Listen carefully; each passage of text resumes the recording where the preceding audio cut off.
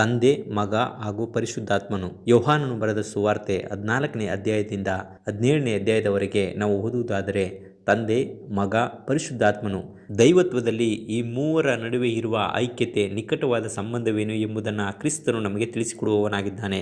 ಮತ್ತು ಯೋಹಾನನು ಬರೆದ ಸುವಾರ್ತೆಯಲ್ಲಿ ತಂದೆ ಎಂಬ ಪದವು 136 ಸರಿ ಯೇಸು ಸ್ವಾಮಿ ಪದೇ ಪದೇ ಉಪಯೋಗಿಸುವುದರ ಮೂಲಕವಾಗಿ ಈ ದೈವತ್ವ ಅಥವಾ ತ್ರೈಕತ್ವದಲ್ಲಿ ತಂದೆ, ಮಗ, ಪರಿಶುದ್ಧಾತ್ಮ ಮೂವರು ಯಾವ ರೀತಿಯಲ್ಲಿ ಐಕ್ಯವಾಗಿದ್ದಾರೆ, ಅವರಂತೆ ನಾವು ಸಹ ಐಕ್ಯತೆಯಿಂದ ಇರಬೇಕು ಎನ್ನುವುದನ್ನು ಈ ಪುಸ್ತಕ ನಮಗೆ ತಿಳಿಯಪಡಿಸುತ್ತದೆ. ಯೋಹಾನನು ಬರೆದ ಮೊದಲನೇ ಪತ್ರಿಕೆ 5ನೇ ಅಧ್ಯಾಯ 7ನೇ ವಚನದಲ್ಲಿ, ಪವಿತ್ರ ಬೈಬಲ್ನಲ್ಲಿ ಪರಲೋಕದಲ್ಲಿ ಸಾಕ್ಷಿ ಕೊಡುವವರು ಮೂವರಿದ್ದಾರೆ. ಅವರು ಯಾರೆಂದರೆ ತಂದೆಯು, ವಾಕ್ಯವು ಮತ್ತು ಪರಿಶುದ್ಧಾತ್ಮನು ಮೂವರಾಗಿರುವ ಇವರು ಒಂದಾಗಿದ್ದಾರೆ ಎಂದು ತಿಳಿಸುತ್ತದೆ.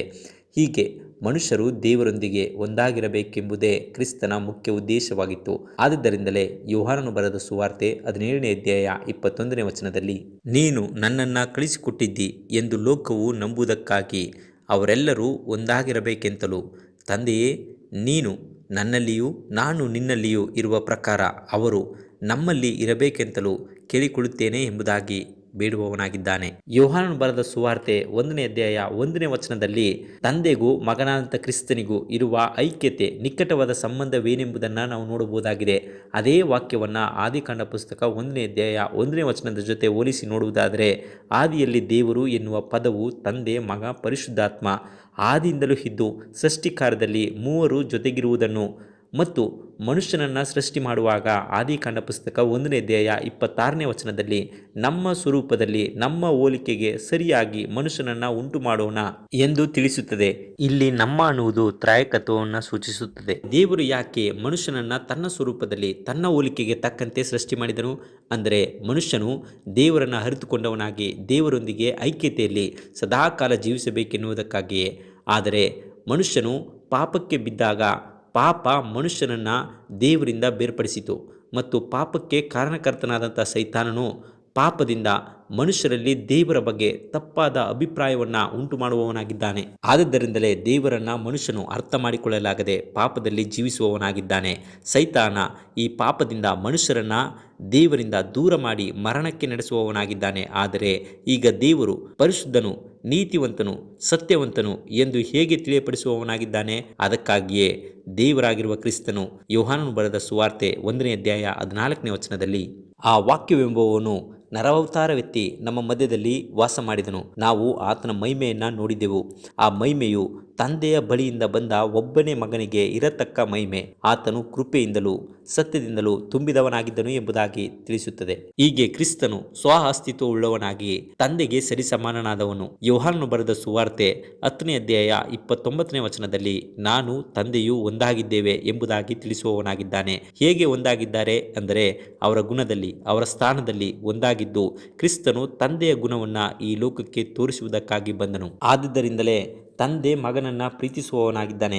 ಆತನ ಮೂಲಕ ಎಲ್ಲವನ್ನ ಮಾಡುವವನಾಗಿದ್ದು, ಆತನು ತಂದೆಗೆ ಮೆಚ್ಚುಗೆ ಆದದ್ದನ್ನು ಯಾವಾಗಲೂ ಮಾಡುವುದರಿಂದ ಆತನು ನನ್ನನ್ನು ಒಂಟಿಗನಾಗಿ ಬಿಡಲಿಲ್ಲ ಎಂಬುದಾಗಿ ಯೋಹಾನನು ಬರೆದ ಸುವಾರ್ತೆ 8ನೇ ಅಧ್ಯಾಯ 29ನೇ ವಚನದಲ್ಲಿ ತಿಳಿಸುವವನಾಗಿದ್ದಾನೆ. ಹಾಗಾಗಿ ತಂದೆಯನ್ನು ಮತ್ತು ಮಗನಾಗಿರುವ ಕ್ರಿಸ್ತನನ್ನು ಬೇರ್ಪಡಿಸಲು ಸಾಧ್ಯವಿಲ್ಲ. ಈ ಕಾರಣದಿಂದಲೇ ಯೋಹಾನನು ಬರೆದ ಸುವಾರ್ತೆ 17ನೇ ಅಧ್ಯಾಯ 3ನೇ ವಚನದಲ್ಲಿ, ಒಬ್ಬನೇ ಸತ್ಯ ದೇವರಾಗಿರುವ ನಿನ್ನನ್ನು ನೀನು ಕಳಿಸಿಕೊಟ್ಟ ಯೇಸು ಕ್ರಿಸ್ತನನ್ನು ತಿಳಿಯುವುದೇ ನಿತ್ಯ ಜೀವವು ಎಂಬುದಾಗಿ ತಿಳಿಸಿಕೊಡುವವನಾಗಿದ್ದಾನೆ. ಹೀಗೆ ಕ್ರಿಸ್ತನು ತಂದೆಯನ್ನು ನಮಗೆ ತೋರ್ಪಡಿಸುವವನಾಗಿದ್ದಾನೆ ಮತ್ತು ಕ್ರಿಸ್ತನಿಗೂ ಪರಿಶುದ್ಧಾತ್ಮನಿಗೂ ಇರತಕ್ಕಂಥ ಸಂಬಂಧವನ್ನು ಸಹ ನಮಗೆ ತಿಳಿಯಪಡಿಸುವವನಾಗಿದ್ದಾನೆ. ಯೋಹಾನನು ಬರೆದ ಸುವಾರ್ತೆ 1ನೇ ಅಧ್ಯಾಯ 33ನೇ ವಚನದಲ್ಲಿ, ಆದರೆ ನೀರಿನ ಸ್ನಾನವನ್ನು ಮಾಡಿಸುವುದಕ್ಕೆ ನನ್ನನ್ನು ಕಳಿಸಿದಾತನು ಯಾವನ ಮೇಲೆ ಆತ್ಮವು ಇಳಿದು ಬಂದು ಇರುವುದನ್ನು ನೀನು ನೋಡುವೆಯೋ ಆತನೇ ಪವಿತ್ರಾತ್ಮದ ಸ್ನಾನವನ್ನು ಕೊಡುವವನು ಎಂದು ತಾನೇ ನನಗೆ ಹೇಳಿದನು ಎಂಬುದಾಗಿ ತಿಳಿಸುತ್ತದೆ. ಯೇಸು ಸ್ವಾಮಿಯನ್ನ ದೀಕ್ಷಾ ಸ್ನಾನದಲ್ಲಿ ಪರಿಶುದ್ಧಾತ್ಮನು ಅಭಿಷೇಕಿಸುವವನಾಗಿದ್ದಾನೆ. ಮಾತ್ರವಲ್ಲದೆ ದೇವಕುಮಾರನಾದಂಥ ಕ್ರಿಸ್ತನು ಮನುಷ್ಯಕುಮಾರನಾಗಿ ಈ ಲೋಕಕ್ಕೆ ಪರಿಶುದ್ಧಾತ್ಮನಿಂದಲೇ ಹುಟ್ಟಿದನು. ಪವಿತ್ರಾತ್ಮನ ವರಗಳನ್ನು ಅಳತೆ ಮಾಡದೆ ಅನುಗ್ರಹಿಸಿದ್ದರಿಂದ ದೇವರ ಮಾತುಗಳನ್ನೇ ಹಾಡಿದನು. ಹೀಗೆ ತಂದೆ, ಮಗ, ಪರಿಶುದ್ಧಾತ್ಮ ಮೂವರು ಒಟ್ಟಾಗಿದ್ದಾರೆ. ಆದ್ದರಿಂದಲೇ ಯೋಹಾನನು ಬರೆದ ಸುವಾರ್ತೆ 14ನೇ ಅಧ್ಯಾಯ 16ನೇ ವಚನದಲ್ಲಿ, ಆಗ ನಾನು ತಂದೆಯನ್ನು ಕೇಳಿಕೊಳ್ಳುವೆನು, ಆತನು ನಿಮಗೆ ಬೇರೊಬ್ಬ ಸಹಾಯಕನನ್ನು ಸದಾಕಾಲ ನಿಮ್ಮ ಸಂಗಡ ಇರುವುದಕ್ಕೆ ಕೊಡುವನು. ಆ ಸಹಾಯಕನು ಯಾರೆಂದರೆ ಸತ್ಯದ ಆತ್ಮನೇ ಎಂಬುದಾಗಿ ತಿಳಿಸುವವನಾಗಿದ್ದಾನೆ. ಸತ್ಯದ ಆತ್ಮನು ಎಂದರೆ ಪವಿತ್ರಾತ್ಮನು ನಮಗೆ ಸತ್ಯವನ್ನು ತಿಳಿಯಪಡಿಸುವವನಾಗಿದ್ದಾನೆ. ಹೇಗೆಂದರೆ ಸತ್ಯವಾಕ್ಯದಿಂದ, ಸತ್ಯವೇದದ ವಾಕ್ಯದಿಂದ ನಮ್ಮಲ್ಲಿ ನೆಲೆಗೊಳ್ಳುವವನಾಗಿದ್ದಾನೆ. ಇವರು ನಮ್ಮಲ್ಲಿ ಯಾವ ರೀತಿಯಲ್ಲಿ ಕಾರ್ಯ ಮಾಡುವವರಾಗಿದ್ದಾರೆ ಎಂದರೆ ಪರಿಶುದ್ಧಾತ್ಮನು ಸತ್ಯವಾಕ್ಯದಿಂದ ಕ್ರಿಸ್ತನ ಬಳಿಗೆ ನಡೆಸುವವನಾಗಿದ್ದಾನೆ.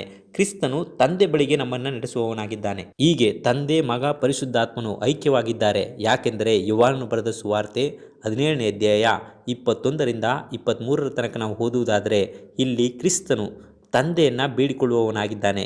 ಹೇಗೆ ನಾವು ಒಂದಾಗಿದ್ದೇವೆ ಹಾಗೆ ಅವರು ನಮ್ಮ ಜೊತೆ ಒಂದಾಗಿರಬೇಕೆಂದು. ಯಾಕೆಂದರೆ ಪಾಪ ಮನುಷ್ಯನನ್ನು ದೇವರಿಂದ ಬೇರ್ಪಡಿಸಿದೆ. ಇಂತಹ ಸ್ಥಿತಿಯಲ್ಲಿ ನಾವು ಹೇಗೆ ಒಂದಾಗಿರಲು ಸಾಧ್ಯ? ಹೇಗೆಂದರೆ ಯೋಹಾನನು ಬರೆದ ಸುವಾರ್ತೆ 17ನೇ ಅಧ್ಯಾಯ 22ನೇ ವಚನವನ್ನು ಓದುವುದಾದರೆ, ನಾವು ಒಂದಾಗಿರುವ ಪ್ರಕಾರ ಅವರು ಒಂದಾಗಿರಬೇಕೆಂದು ನೀನು ನನಗೆ ಕೊಟ್ಟಿರುವ ಮಹಿಮೆಯನ್ನು ನಾನು ಅವರಿಗೆ ಕೊಟ್ಟಿದ್ದೇನೆ ಎಂಬುದಾಗಿ ತಿಳಿಸುವವನಾಗಿದ್ದಾನೆ. ಇಲ್ಲಿ ಮಹಿಮೆ ಎಂದರೆ ಗುಣವನ್ನು ಸೂಚಿಸುತ್ತದೆ. ಅಂದರೆ ತಂದೆ, ಮಗ, ಪರಿಶುದ್ಧಾತ್ಮನು ಯಾವ ರೀತಿಯಲ್ಲಿ ಒಂದೇ ರೀತಿಯ ಗುಣವನ್ನು ಹೊಂದಿದವರಾಗಿದ್ದಾರೆಯೋ ಹಾಗೆ ನಾವು ಅವರ ಗುಣವನ್ನು ಹೊಂದಿಕೊಂಡರೆ ನಾವು ಸಹ ಒಂದಾಗಿರಲು ಸಾಧ್ಯ. ಪಾಪ ದೇವರಿಂದ ನಮ್ಮನ್ನು ಬೇರ್ಪಡಿಸಿದೆ, ಆದರೆ ಅವರ ಗುಣಗಳು ನಮ್ಮಲ್ಲಿ ಬಂದರೆ ಪಾಪ ಹೋಗುತ್ತದೆ. ಹಾಗಾದರೆ ಆ ಗುಣ ನಮಗೆ ಹೇಗೆ ಬರುತ್ತದೆ? ಯೋಹಾನನು ಬರೆದ ಸುವಾರ್ತೆ 17ನೇ ಅಧ್ಯಾಯ 17ನೇ ವಚನದಲ್ಲಿ ಇವರನ್ನು ಸತ್ಯದಲ್ಲಿ ಸೇರಿಸಿ ಪ್ರತಿಷ್ಠೆಪಡಿಸು, ನಿನ್ನ ವಾಕ್ಯವೇ ಸತ್ಯವು ಎಂಬುದಾಗಿ ತಿಳಿಸುತ್ತದೆ. ಅಂದರೆ ಸತ್ಯ ವಾಕ್ಯ ನಮ್ಮಲ್ಲಿ ಬರುವುದಾದರೆ ಸತ್ಯ ವಾಕ್ಯ ನಮ್ಮನ್ನು ಪರಿಶುದ್ಧಪಡಿಸಿ ಆತನ ಗುಣಗಳನ್ನು ಈ ಲೋಕದಲ್ಲಿ ಪ್ರಚುರಪಡಿಸುವಂತೆ ಸಹಾಯ ಮಾಡುತ್ತದೆ. ಅದಕ್ಕೋಸ್ಕರವೇ ಯೇಸು ಸ್ವಾಮಿ ಸತ್ಯವನ್ನು ಅರಿತುಕೊಳ್ಳಿರಿ, ಸತ್ಯ ನಿಮ್ಮನ್ನು ಬಿಡುಗಡೆ ಮಾಡುತ್ತದೆ ಎಂಬುದಾಗಿ ತಿಳಿಸಿದನು. ಆದುದರಿಂದ ಸತ್ಯವನ್ನು ಅರಿತುಕೊಂಡು ತಂದೆ, ಮಗ, ಪರಿಶುದ್ಧಾತ್ಮ ಹೇಗೆ ಒಂದೇ ಗುಣವುಳ್ಳವರಾಗಿದ್ದು ಐಕ್ಯದಿಂದ ಜೀವಿಸುವವರಾಗಿದ್ದಾರೋ ಹಾಗೆ ನಾವು ಅವರ ಗುಣಗಳನ್ನು ಹೊಂದಿಕೊಂಡು ಐಕ್ಯದಿಂದ ಜೀವಿಸೋಣ. ದೇವರು ನಿಮ್ಮನ್ನು ಆಶೀರ್ವದಿಸಲಿ. ಪ್ರಾರ್ಥನೆ ಮಾಡಿಕೊಳ್ಳೋಣ. ಪರಲೋಕದ ದೇವರೇ, ತಂದೆ, ಮಗ, ಪರಿಶುದ್ಧಾತ್ಮ ಹೇಗೆ ಒಂದಾಗಿದ್ದಾರೋ ಹಾಗೆ ನಾವು ಈ ಲೋಕದಲ್ಲಿ ಪಾಪವನ್ನು ಬಿಟ್ಟು ನಿನ್ನ ಗುಣಗಳನ್ನು ಹೊಂದಿಕೊಂಡು ಐಕ್ಯದಿಂದ ಜೀವಿಸಲು ಸಹಾಯ ಮಾಡು ಎಂಬುದಾಗಿ ಯೇಸು ಸ್ವಾಮಿ ಹೆಸರಿನಲ್ಲಿ ಬೇಡಿಕೊಂಡಿದ್ದೇವೆ ನಮ್ಮ ತಂದೆಯೇ, ಆಮೇನ್.